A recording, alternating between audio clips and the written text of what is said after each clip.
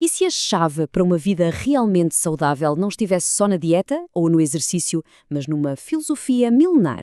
Bem, hoje a gente vai fundo no Instituto Jiankang para desvendar a sua arte de viver de forma saudável. Pois é, a história desse sistema não nasce de um grande plano, sabe? Ela começa com uma responsabilidade, uma que caiu no colo de alguém de repente e mudou tudo, para sempre. Esse aí é o mestre Rodrigo Morales, o fundador do sistema Jiankang. E é nesse exato momento, em 2005, que a sua jornada como mestre começa de verdade. É um ponto de virada, um momento chave marcado por essa nova responsabilidade. De repente, o aluno vira mestre. Essa partida inesperada do seu superior não foi só uma mudança de título, né? Foi o momento exato em que ele recebeu a missão, a tarefa de carregar e preservar uma tradição inteira. Agora imagine a situação. Era preciso preservar um conhecimento gigante transmitido só verbalmente de mestre para aluno. Não existia um manual, um livro, nada. Então, a partir dessas lições e de anotações pessoais, a única forma de garantir que essa sabedoria não se perdesse era criar um sistema, estruturar tudo. Ok, vamos ver agora como essa responsabilidade pessoal acabou florescendo e se transformando em algo muito maior, de uma missão individual para um instituto formal com uma identidade própria e muito poderosa. E olha, isso não aconteceu da noite para o dia, foi um crescimento bem orgânico. Tudo começou ali em 2010 com um grupo informal. O foco era na prática, não na graduação. Aí em 2012, olha que interessante, nasce a Clínica Arte Saúde, que une artes marciais com fisioterapia. Em 2014, foram os próprios alunos mais antigos que pediram um currículo mais formal. E, finalmente, em 2016, o sistema Jiankang foi oficialmente estruturado para passar os ensinamentos de um jeito claro e objetivo. Ou seja, foi tudo moldado pela necessidade, passo a passo. Mas, no fim das contas, o que realmente move esse sistema? Qual é a filosofia central que nasceu dessa jornada toda? É hora de ir ao coração do Jiankang. E a resposta, curiosamente, está no próprio nome, Jiankang. Em chinês, quer dizer saúde, mas para o Instituto o significado é mais profundo. É a arte de viver de forma saudável. Ou seja, não é só sobre a ausência de doença. É uma busca ativa por equilíbrio e bem-estar. E a missão deles é bem clara e com várias frentes. Eles querem oferecer o conhecimento das artes marciais místicas, integrar isso com terapias complementares, compartilhar a filosofia oriental e tudo isso para quê? Para contribuir para a evolução de cada praticante como ser humano. É uma visão bem completa. E como eles fazem isso? Bem, através de 4 pilares fundamentais. Ter um corpo saudável, uma mente limpa, uma energia equilibrada e um espírito forte. Juntos, esses pilares formam a base para essa tal arte de viver de forma saudável. Uma visão de bem-estar que vai muito além do físico.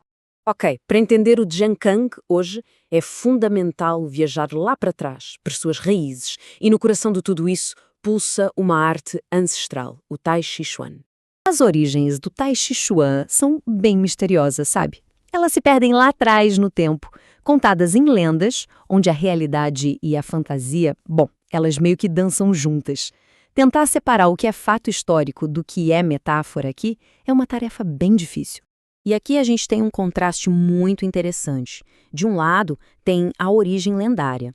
A história do imortal taoísta Shan Sanfeng, que teria se inspirado vendo a luta entre uma garça e uma cobra, e percebeu que a flexibilidade vence a rigidez. É poético, né? Do outro lado, a gente tem a origem que os historiadores confirmam, Shen Wanting, lá pelos anos 1600, como criador oficial. O mais legal é que as duas histórias, a poética e a histórica, ensinam algo fundamental sobre os princípios da arte. Certo, mas como é que toda essa filosofia e essa história se manifestam no mundo físico no dia a dia? Bem, para isso, precisamos entrar no espaço sagrado onde a prática realmente acontece, o dojo. Primeiro, o que é um dojo? A palavra é japonesa e significa lugar do caminho. E isso já diz tudo, né? Não é só um ginásio ou uma sala de treino. É um lugar sagrado, um espaço que precisa ser honrado e bem cuidado, porque é ali que a jornada de desenvolvimento acontece. Esse aqui, por exemplo, era o dojo do Instituto Jiankang, lá em 2012, e é muito mais do que parece. não são só paredes e um tatame. Cada objeto, a forma como o espaço é organizado, tudo tem um porquê. Tudo ali serve para criar uma atmosfera de concentração, de aprendizado e de respeito. Esse diagrama ajuda a gente a entender a estrutura simbólica do dojo, a sua arquitetura invisível. O espaço em si é um mapa da filosofia. Cada elemento, desde o lugar do praticante até ao altar, tem um local específico, quase como se refletisse uma ordem cósmica. E claro, existe uma etiqueta, regras que reforçam esse respeito todo. Os praticantes fazem uma saudação ao entrar e ao sair, nada de sapatos na área de treino, não se come, não se bebe, não se fuma lá dentro. É tratar o espaço como se fosse a própria casa. E isso não é só formalidade, tá? Esses rituais são parte do treino, tão importantes quanto a técnica. E no dojo, o altar é um ponto central de foco. A palavra altar, aliás, vem de elevação. É um lugar simbólico onde se honram os aspectos fundamentais da arte, mesmo aqueles que não são imediatamente práticos. É sobre honrar as raízes. E tudo isso nos leva a essa frase, que é a essência de tudo. A intenção materializa o dojo. O que isso quer dizer? Que, no fundo, o dojo não é o lugar físico, é um estado de espírito. É um espaço sagrado que nasce da intenção de querer aprender e evoluir. Essa ideia é realmente poderosa porque significa que, com a intenção certa, um espaço sagrado para o crescimento pode existir em qualquer lugar. E isso nos deixa com uma pergunta final para refletir. Se a intenção materializa o dojo, onde está o dojo de cada um? Qual é o nosso lugar do caminho?